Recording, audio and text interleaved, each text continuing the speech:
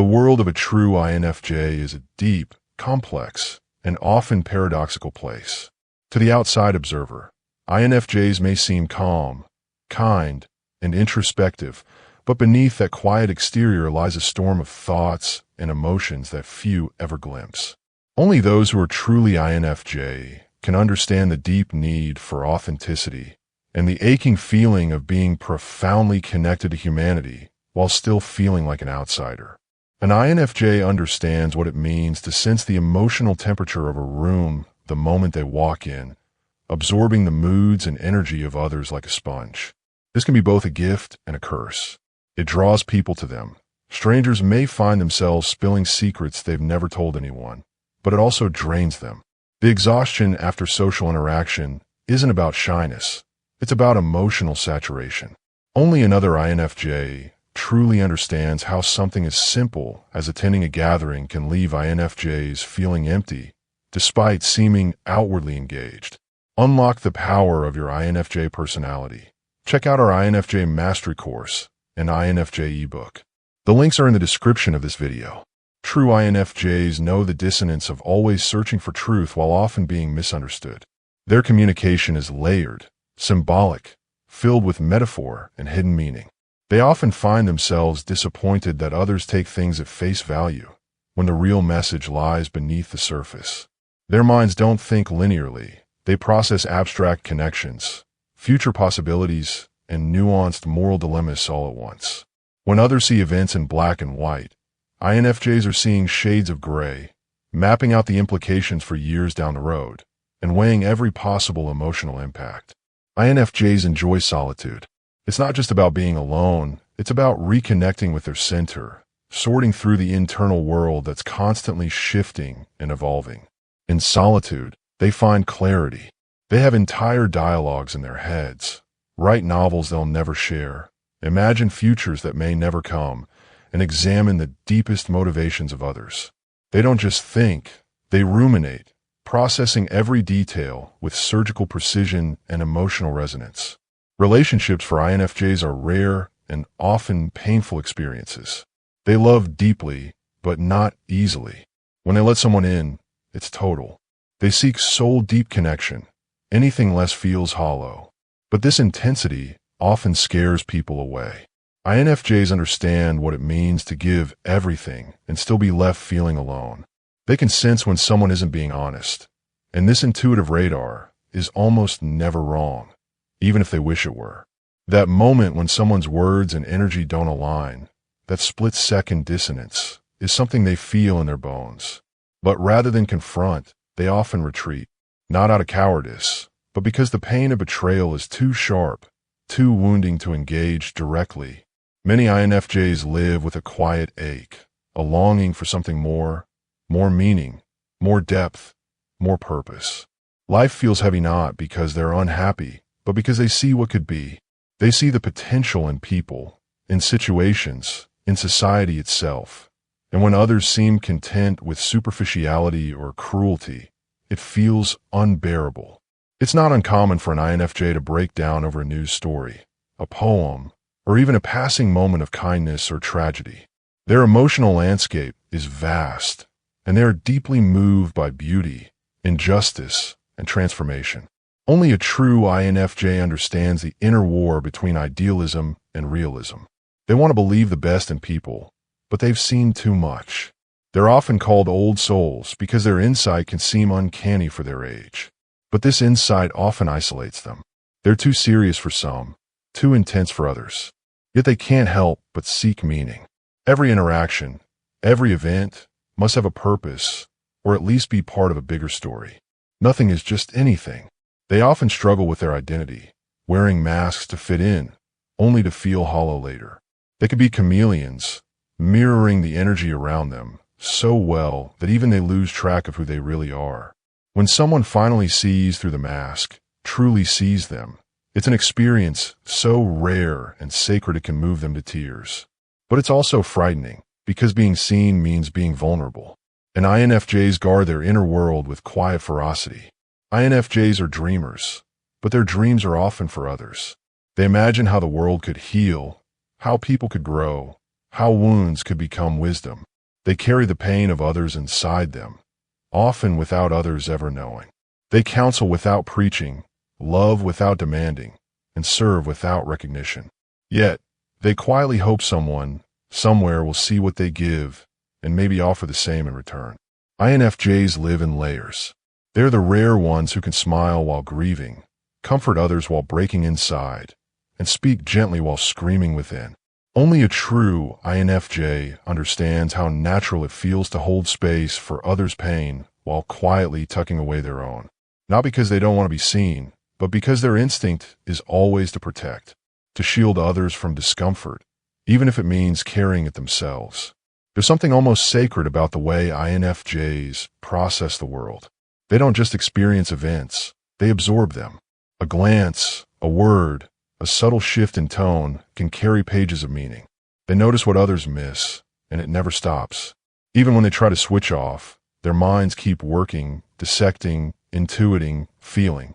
When others see the world in snapshots, INFJs experience it like a slow, unfolding film filled with subtext, music, and poetry that no one else seems to hear. They often feel like time works differently for them. Moments linger. A comment from someone years ago still echoes. A kind act from a stranger can light up their whole week. Likewise, they can't easily let go of hurts, not out of bitterness, but because everything leaves an imprint. Their memories are emotional more than factual. They remember how things felt. They replay interactions in their head over and over, not obsessively, but almost involuntarily, trying to make sense of them, to understand what was really said beneath the surface. Decision-making for an INFJ is never simple. It's not just about what's best for them. It's about the ripple effect. How will this choice affect others? What will the emotional consequences be? Will someone get hurt? They play out multiple scenarios before acting, often to their own detriment. Even when something clearly isn't right for them, they'll hesitate if they think it might hurt someone else. They carry the emotional weight of their choices like a quiet burden. INFJs also know the strange emptiness of being surrounded by people and still feeling alone. They can have friends, family, and even admirers, but if there's no genuine connection, no soul-level recognition, they feel invisible. INFJs crave intimacy of thought and spirit. Surface-level interactions leave them feeling drained and unfulfilled. They long for someone who doesn't just listen to their words, but hears the meaning beneath them. Creativity for an INFJ isn't optional, it's survival. Whether it's through writing, music, art, or even imagining alternate realities in their minds, they need to express the inexpressible. Often, what they create is not meant to be seen. It's private, sacred. It's how they process their overwhelming inner world. They build stories in their heads, not to escape life, but to understand it more fully. Sometimes, even just the act of imagining a better world is enough to give them the strength to stay in this one. Only an INFJ understands what it means to have a moral compass so strong it hurts. They feel injustice like a physical wound. When others can detach or rationalize cruelty, the INFJ carries it deep in their chest. And yet, they're not loud about it. Their activism, their conviction, is often quiet but unshakable. They're the ones comforting someone who's hurting while questioning why the world is built to hurt them in the first place. They're often mistaken for being soft or passive, but there's an iron will beneath their gentleness. When something matters deeply to them, when it aligns with their values, they'll become fierce in its defense. They won't always fight with fists or fury, but with a kind of unwavering inner fire that refuses to die out. Their strength lies not in dominance, but in depth. They will burn quietly, long after others have moved on. INFJs live in contradiction. They want to be alone, but long for connection. They want to change the world, but often feel powerless. They believe in the goodness of people, yet are constantly burdened by what they see. They are gentle, but not weak, emotional, but deeply rational. They hold the light and the shadow in equal measure, and often wonder if there's a place for them in a world that demands simplicity. To be a true INFJ is to feel out of sync with time. It is to be haunted by visions of what could be, while grappling with the pain of what is. It is to walk through life like a traveler between worlds, one foot in reality, the other in the realm of ideals dreams, and truths too deep for words. And though they may often feel lost, INFJs are guided by something few others can claim, a compass that points not north, but inward, toward meaning, toward empathy, toward purpose. And they will follow it, even if it leads them down a road only they can see. Only an INFJ truly knows what it's like to feel spiritually homesick, not in the religious sense necessarily, but in the profound, aching way that suggests they come from somewhere else. They often feel like they don't fully belong in the modern world, as if their soul remembers a time when life was slower, more sacred, and more honest. That sense of disconnection can follow them for years, even as they try to adapt, to mold themselves, to belong. But no matter how well they blend in, there's a quiet part of them that never stops searching for the people, places, and moments that feel like home. INFJs understand the pain of being misunderstood in their depth. They can be kind, warm, humorous, and compassionate. But if they open up too much, show too much intensity, or speak too much truth, people pull back. There's a fear INFJs carry that if they were truly known, they'd be too much, too intense, too serious, too weird. So they often water themselves down, soften the edges, stay quiet, nod along. And afterward, they sit with the weight of their own silence, wondering why they keep hiding their real voice. They know the guilt of having to retreat, not because they don't care, but because they care too much. They disappear not out of neglect, but necessity. When the emotional static of the world becomes too loud, INFJs slip into the shadows to recharge, reflect, recenter. It's a lonely ritual, but a vital one. And yet, even in those solitary moments, they often worry that their absence will be misunderstood. They wish others could know that the silence isn't rejection, it's preservation. Only a true INFJ understands the complexity of love in their world. Love is never casual. It's not something they dabble in. It's an act of devotion, of sacrifice, of vulnerability, so complete that it often feels terrifying. When they love with their whole being. They see beneath the surface, into the parts of others that even they haven't faced themselves. This makes INFJs incredible partners, but also vulnerable ones. Because they often see the potential in people, they fall for what could be, sometimes more than what is. And when that vision doesn't materialize, they mourn not just the relationship, but the future they built in their mind. Dreams are sacred territory for INFJs. They don't just dream while sleeping, they dream constantly. Daydreaming isn't a habit, it's a way of living. In their minds, they visit places that haven't been built yet, speak to people they haven't met, rehearse conversations they'll never have. This inner world is so rich, so vivid, that reality can sometimes feel dull in comparison. But it's also what gives them hope, what fuels their ideals, their creativity, and their compassion. The future is not just a possibility for them, it's a canvas.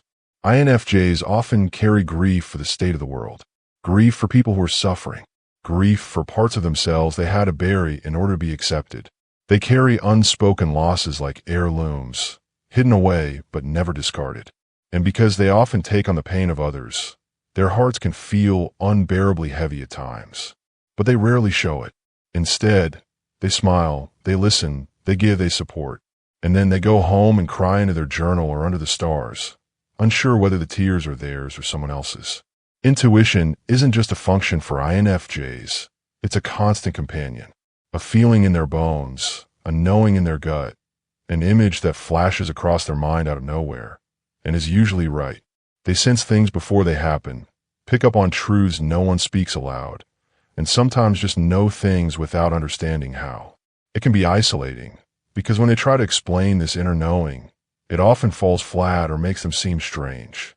So they learn to keep it to themselves, even as it shapes every decision they make. There's also a strange, time-bending element to their inner life. INFJs often live in the future emotionally, feeling the weight of choices not yet made, outcomes not yet realized. This visionary trait gives them incredible foresight, but it also means they're frequently burdened by worries and possibilities no one else is thinking about yet. They're the ones already grieving a relationship that hasn't ended, preparing for changes no one sees coming, or envisioning a better world years before society catches up. INFJs often wonder if anyone will ever truly understand them. They yearn for someone who will sit quietly with them, not asking them to be brighter, louder, simpler, but who will just see them for who they are.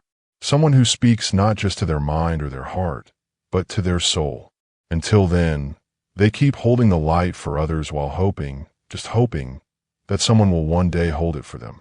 Unlock the power of your INFJ personality. Check out our INFJ Mastery course and INFJ ebook.